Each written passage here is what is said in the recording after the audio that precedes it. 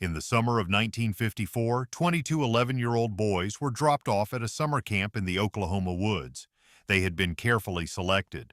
All of them were healthy, well-adjusted, from stable homes. None of them had ever met. There were no troublemakers in the group. Psychologists had screened for that. Within 2 weeks, they had burned each other's flags, raided each other's cabins at night, and started collecting rocks and socks to use as weapons. The adults running the camp were not counselors. They were researchers, and they had not come to stop the fighting. They had come to start it. The experiment belonged to a social psychologist named Muzafer Sherif.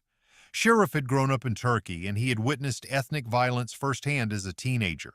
He had watched people who lived side by side turn on one another, and he did not believe the usual explanation, that some people are simply full of hate. His theory was colder than that. He believed prejudice was not something you carried inside you. He believed it was something a situation could manufacture, in almost anyone, in a matter of days.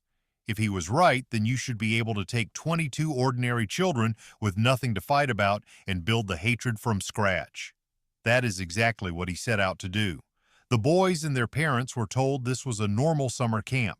Parents were asked not to visit. Sherif himself posed as the camp caretaker so he could watch everything from a few feet away without anyone suspecting. The 22 boys had been split into 2 groups before they ever arrived and driven to the site on separate buses. For the first week, neither group knew the other existed, and in that week, without being asked to, each group built a civilization. They chose leaders. They developed private jokes and their own slang. They set unspoken rules about who was tough and who complained too much. They found a swimming hole and claimed it. They named themselves, one group the Rattlers, the other the Eagles, and they stenciled those names onto flags and shirts.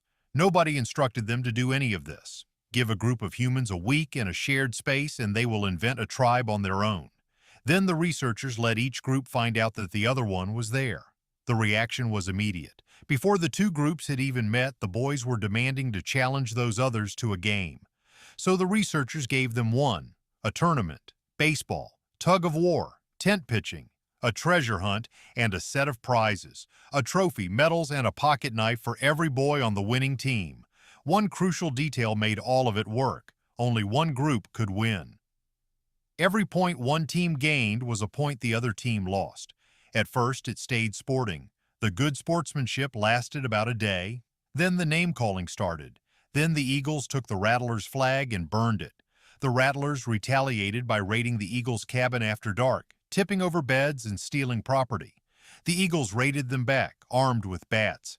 There was a food fight in the mess hall. Boys began filling socks with rocks in case of another raid. Each group started describing the other as cheats and cowards, and describing themselves as brave and fair. The staff had to physically separate them. Under 2 weeks earlier, these children had been strangers, with nothing between them. Now they had a history, an enemy, and a story about who the bad guys were. Here is the part of the study that matters most, and it is the part people usually forget. Sherif now tried to undo it. His first approach was the obvious one, the one most of us still reach for. Contact.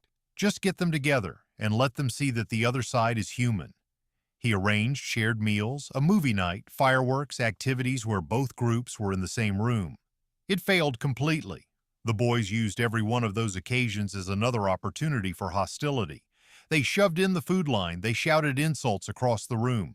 Sitting enemies next to each other did not soften anything. It just gave them a closer target. Simply being in proximity to people you have been taught to resent does not reduce the resentment. In this camp, it sharpened it. So Sherif tried something else. He started engineering emergencies, problems too big for one group to solve alone. The camp's water supply failed. The researchers had secretly sabotaged it. The boys were told the tank was cut off somewhere along a mile of pipeline and that they would all be without drinking water until it was found.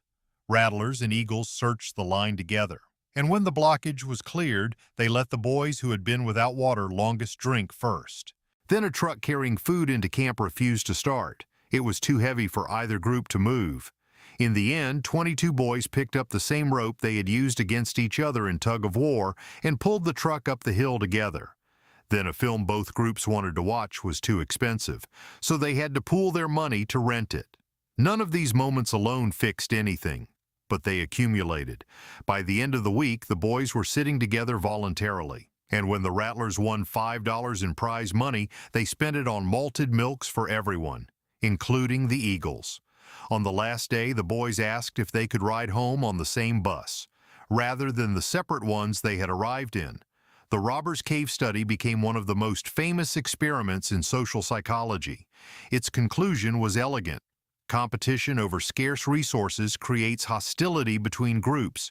Shared goals dissolve it. But there is something the textbooks left out. For 50 years. Robbers Cave was not the first attempt. It was the third. A year earlier, Sherif had run almost the same study at a site in upstate New York. And it went wrong. The boys worked out that the adults were manipulating them. They refused to turn on each other, and they directed their anger at the researchers instead. Sherif was reportedly furious. That study was never published, which raises the uncomfortable question. If children can see the setup and refuse to play along, how much of Robbers Cave was discovered, and how much of it was staged by adults who already knew what they wanted to find? The finding may still be true.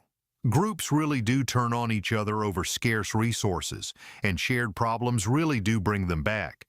But it took 3 tries to get children to hate each other on schedule. That might be the more hopeful result.